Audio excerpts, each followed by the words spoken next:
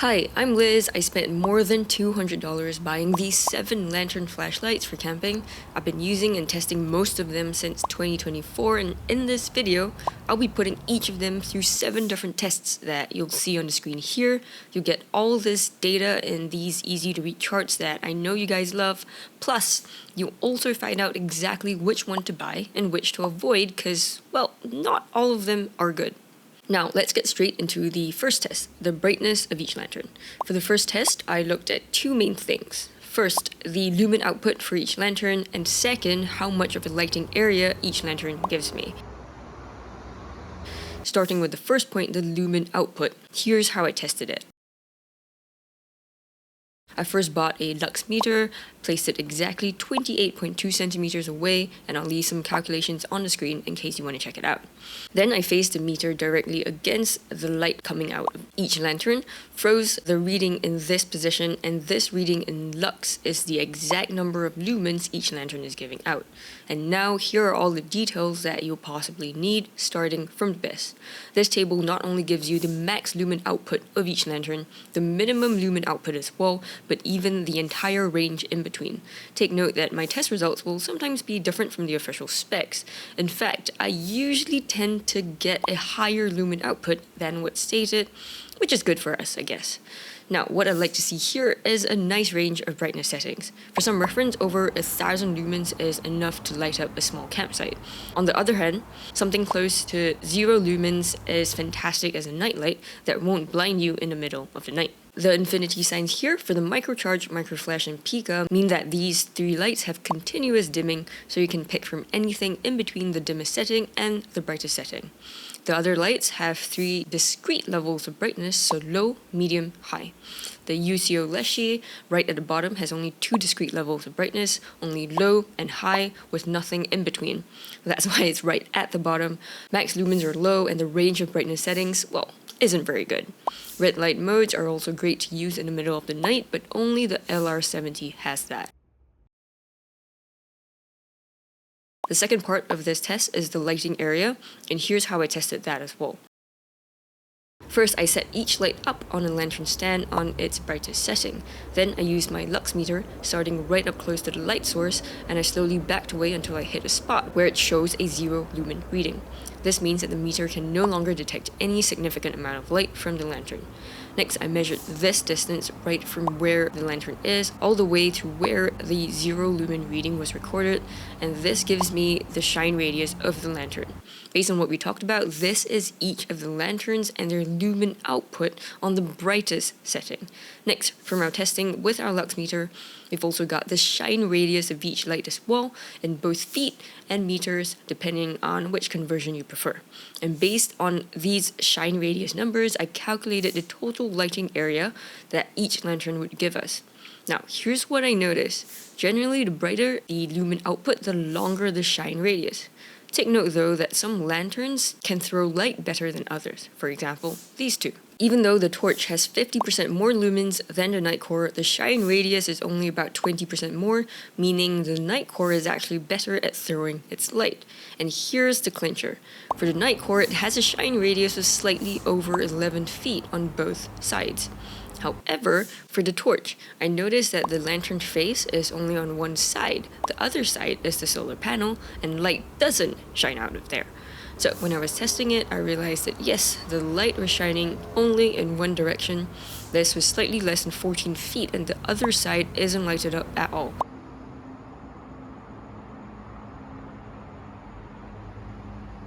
So the lighting area is half what it could have been, and in total it has more than 20% less lighting area than the Nitecore.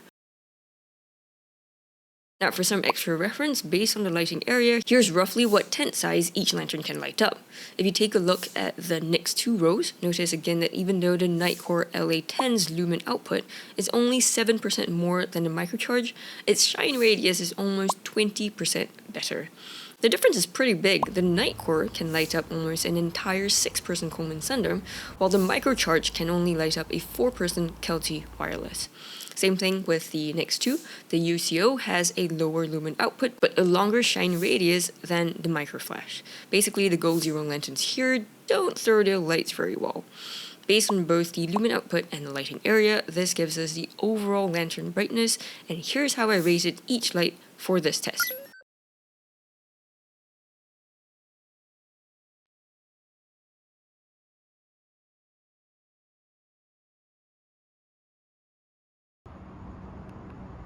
Since every single one of these lights come not only with a lantern but also a flashlight, the second test we need to talk about is the brightness of the flashlight.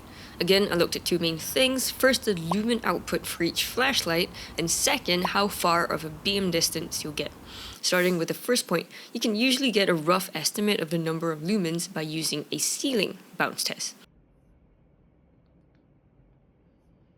The output from the flashlight reflects off the ceiling and the lux meter captures a reading in lux.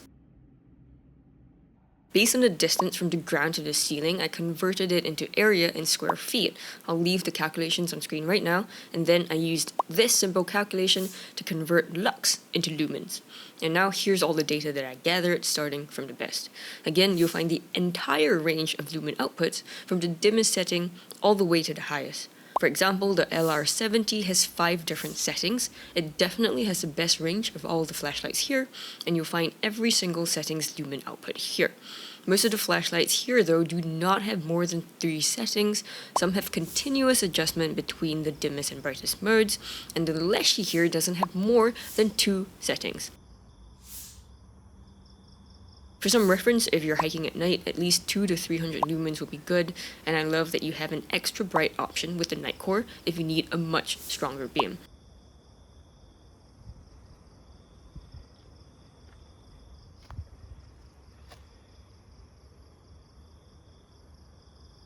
Anything that's about 100 lumens and below doesn't shine very far, so it's more for using it around your campsite rather than going hiking with it.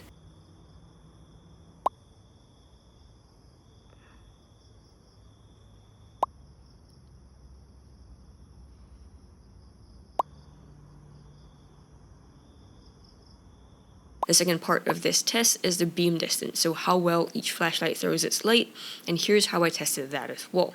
First, I set each flashlight to its brightest mode, then placed it on the ground along a stretch of trail. Next, I used my lux meter starting right up close to the beam, and I slowly backed away until I hit a spot where it shows a 0 lumen reading, basically the same testing I did with the shine radius test for the lanterns at the beginning of this video.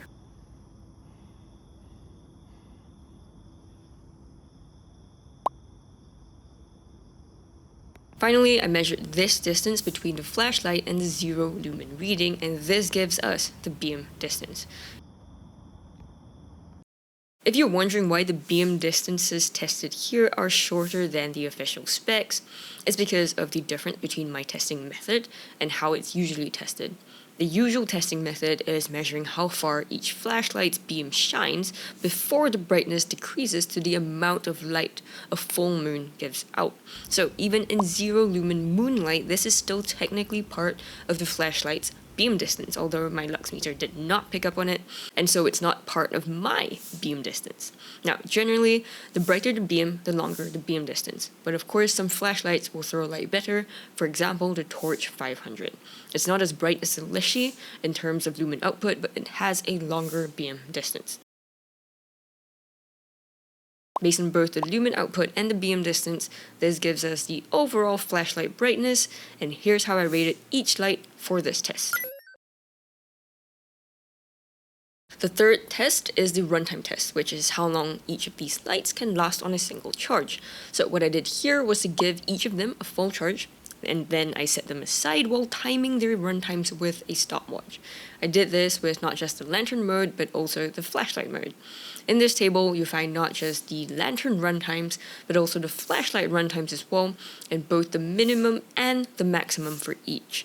The minimums are the runtimes on the brightest modes, and the maximums are the runtimes on the dimmest modes.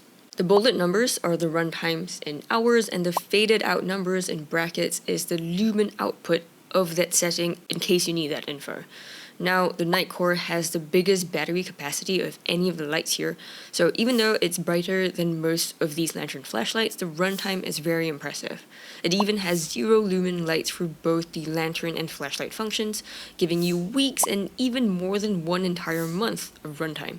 The Micro Flash, Micro Charge, and UCO Pika have smaller battery capacities.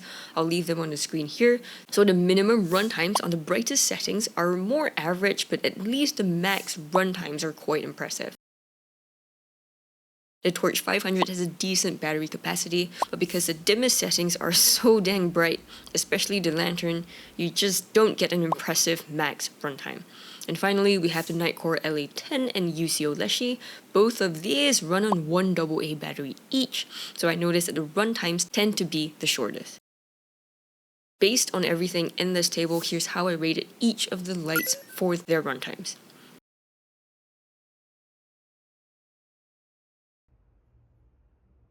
The fourth test is the number of lighting features, so I looked at how many different colors each light had, whether it has an emergency or beacon or SOS mode, and also whether there's directional lighting to conserve battery.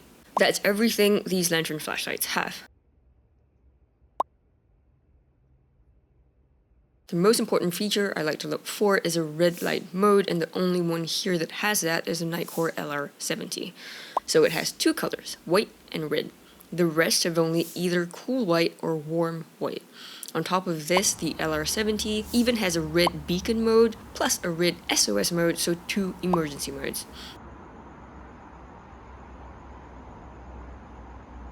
The rest here have only one emergency blinking or beacon mode.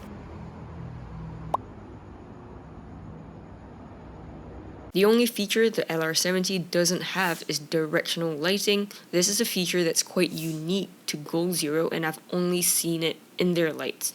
So you have the option to not only light up the full lantern, you can light up just half the lantern as well, and this helps to save anywhere between 20 to 50% of the battery, depending on how bright or dim you run your lights. Based on these three lighting features, here's how I rated each of the camping lights here.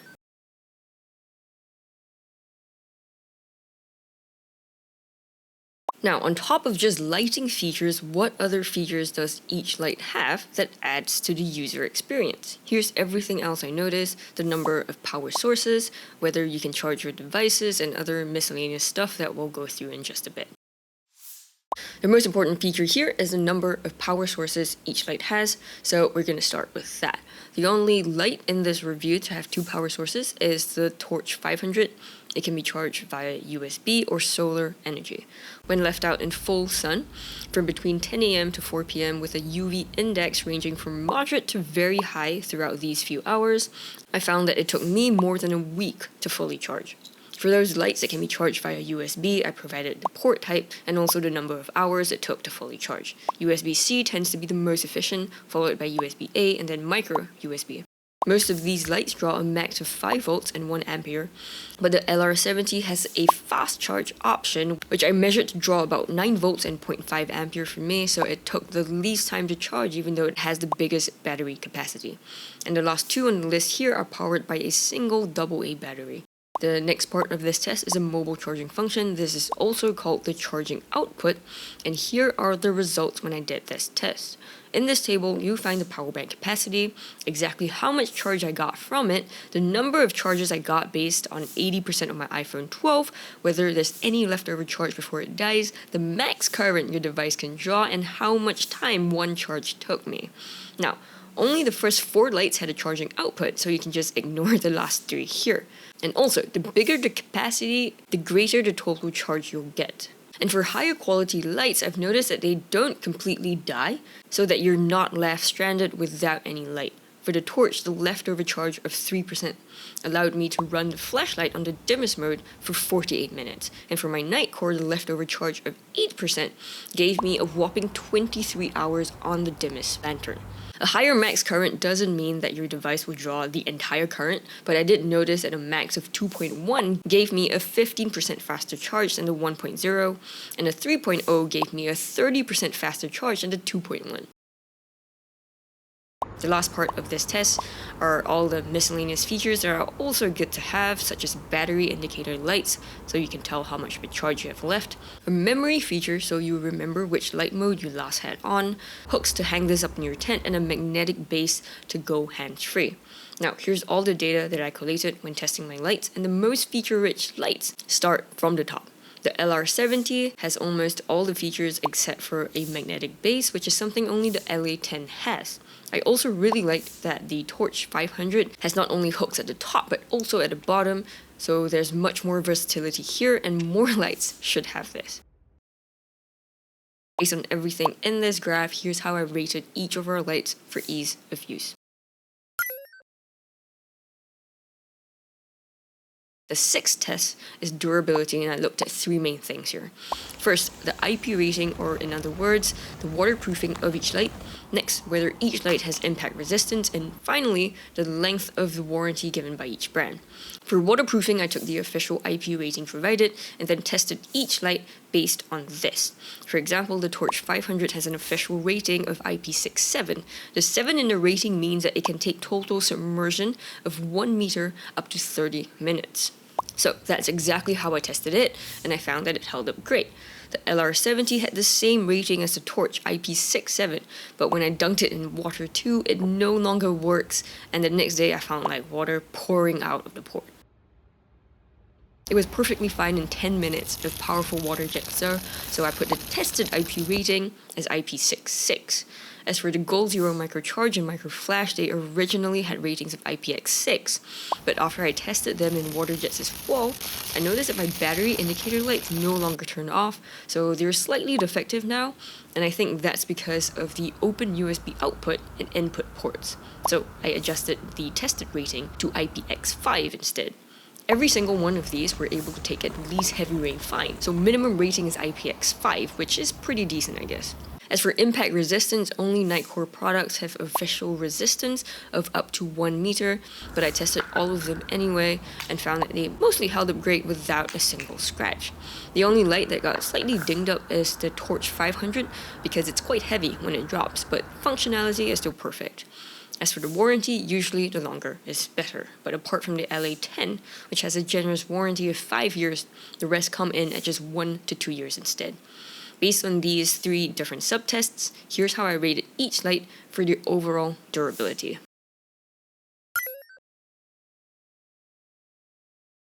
The last test is portability, so that's just the weight and pack size of each light, and here's all the info that you need to know. I found most of these lights to be quite portable. The only one that's significantly heavier and bulkier than the rest is Torch 500, but it's not too bad overall.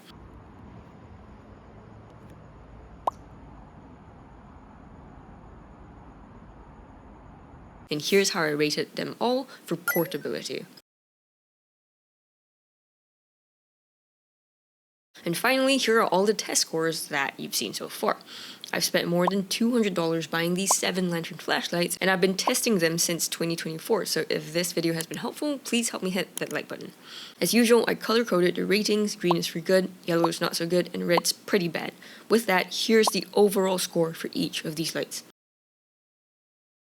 The best one for you ultimately depends on what your budget is, and I'll also tell you exactly which ones to avoid at each price point, but to do that, we need this new chart. Now, on this axis, we have our overall scores that I just showed you, and on this axis, we have the MSRP of each light. Based on both these data points, here's where every single one of the 7 lights lie in this chart. Next, we're going to add this trend line to the chart, and I use Microsoft to help me automatically generate this line based on all 7 data points. What this line shows you is that anything above the line, you get more value than what you paid for, and anything below the line, you get less value than what you paid for. That's basically how to read this chart. Now, we're going to start by looking at the best premium pick if you have a budget of $50 or more. And obviously the clear choice here is the Nitecore LR70. It is the most expensive, but it's also the best performing, so you do get as much value as what you paid for it. Very quickly, here are all the pros and cons of the LR70. First, it's the best scoring of any of the lights here by quite a margin. Second, it doesn't have a single score in yellow, so it has great all-round performance. Third, it has the best lantern function here. There's not only 3 white light modes, but 2 red light modes, 2 emergency modes, and lumens range from 0 to more than 1000 lumens. Fourth, the flashlight function is fantastic as well, with 5 different modes ranging from 0 lumens to a whopping 5,000 lumens, and a max beam distance stretching up to 100 feet. It's also super feature-rich, complete with fast charging, low current modes, a memory function, battery lights, and everything else we talked about in these 2 tests. Oh, and the battery capacity is humongous as well, coming in at 10,000 mAh, giving it insane runtimes. However, just bear in mind the IP rating is a bit overstated, and this cannot be submerged, and it's also a bit heavier than most of the lights here, weighing almost 10 ounces. Now, the other light in this premium range is the Goal Zero Torch 500, and I'd go for this instead of the LR70 if you absolutely need a flashlight that solar charges, and the torch is the only one here to do that. It comes with this inbuilt solar panel at the back, and each day under full sun gives me about a 15% charge. When running the lantern on low, that gives you almost 3 hours, and when running the flashlight on low, that gives you slightly more than 4 hours. But please take note that if you completely drain the battery, it will not solar charge at all, even if you leave it out in the sun for days. So don't run it down too much past the last battery light here. If you don't need to solar charge your lights, or you already have your own solar panel, I don't think I'd recommend this for you. The next category is in the $30 range, and these are the Goal Zero lights that I would actually recommend because they both give you more value than what you pay for. The only significant difference between the two is that the microcharge is $5 more expensive because it comes with a charging output that the flash doesn't have. This gave my iPhone 12 a total of 68% charge over 1.5 hours, and this extra function made the microcharge weigh 0.28 ounces heavier, and it's 2/3 of an inch longer. So if you need this mobile charging function, get the microcharge. And if you don't need it, you want to save a bit of money or save a bit of weight, then get the micro flash instead. The final category here is in the $20-ish range, and here we have both UCO lights plus the Nitecore LA10. My pick would have been the UCO Pika, but sadly it's been discontinued for some strange reason, so instead I'd recommend the Leshy as the best budget pick. It's the cheapest light here, and you get as much value as what you paid for. Now, if I had to pick one light to totally avoid, it would be the Nitecore LA10 because it has a terrible flashlight function. The lantern is fine, but the flashlight is just like retracting the lantern into the housing without actually giving you any sort of focus beam at all.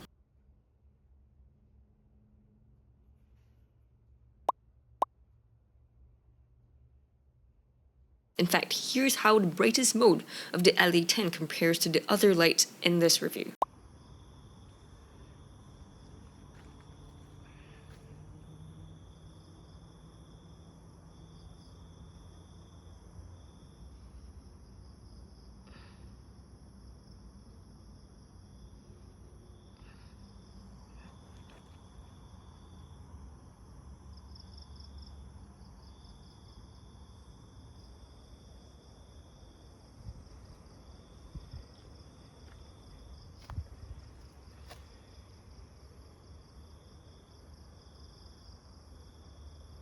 If you don't need the flashlight function, I did this other video on rechargeable lanterns, so do check it out if you need to. Thank you for watching, and I'll see you in that one.